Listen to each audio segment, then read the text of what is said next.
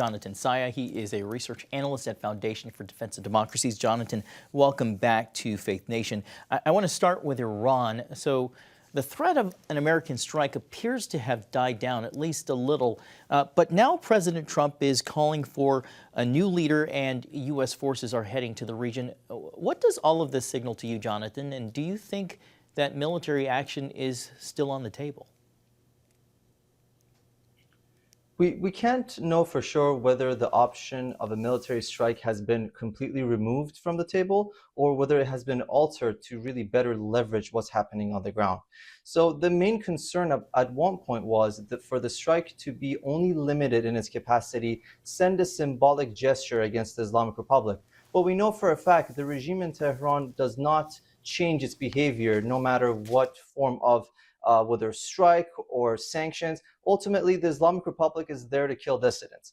Now, the real question is, if there were to be another round of strikes led by the United States, ideally accompanied by Israel, what targets would they go after? Realistically, it cannot be only limited to the repression apparatus, like the president hinted, in fears of Tehran's retaliation. So what is more likely to happen is for us to really see a situation where U.S. warplanes accompanied by Israel would go after ballistic missile stockpiles to prevent Tehran's deterrence capabilities, go after drone manufacturing, but more importantly, level the playing field between unarmed protesters and armed militias backed by Tehran. And that would really change the calculus on the ground, enabling this protest movement to expand and really transform into a revolution. You know, hackers recently aired a message from the exiled Crown Prince on Iranian state TV.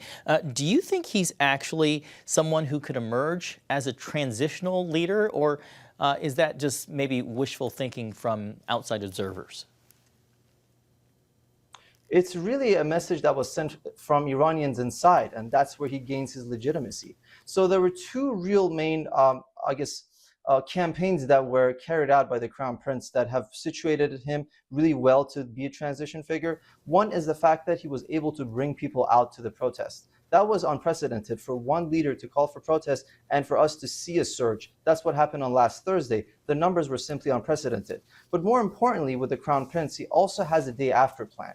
Again, we have not seen any opposition figures in any capacity to have an idea as to what to do, how to lead the transition, more importantly, how to get sanctions really for a country that's been under rigorous UN and American sanctions. So whatever angle you look at, this is the only viable option Iranians in the West and Israelis and allies in the region have that would lead to a secular form of government, a form of government that's not going to be aggressive to its regional neighbors. It's not going to have military, nuclear ambitions. And it's the only form of government that can ensure that Iran stays a unified country and there would be no issues with separatist groups or other terrorist networks emerging out of Iran. All extremely important in developing a civil and peaceful society. I want to move on to Gaza. Israel clearly upset with President Trump and who he has invited onto the peace board, including Turkey and Qatar. Russia is also on that list. Why are these specific invitations so concerning for the state of Israel? And what do you think it signals about the direction of the U.S. policy in the region? The main concern in Jerusalem is the fact that Turkey and Qatar, both of which have been strong proponents of Hamas, of course, Muslim Brotherhood-backed governments that have fueled chaos throughout the region. So it's a very legitimate concern. That said, these are states that are neighboring Israel to an extent.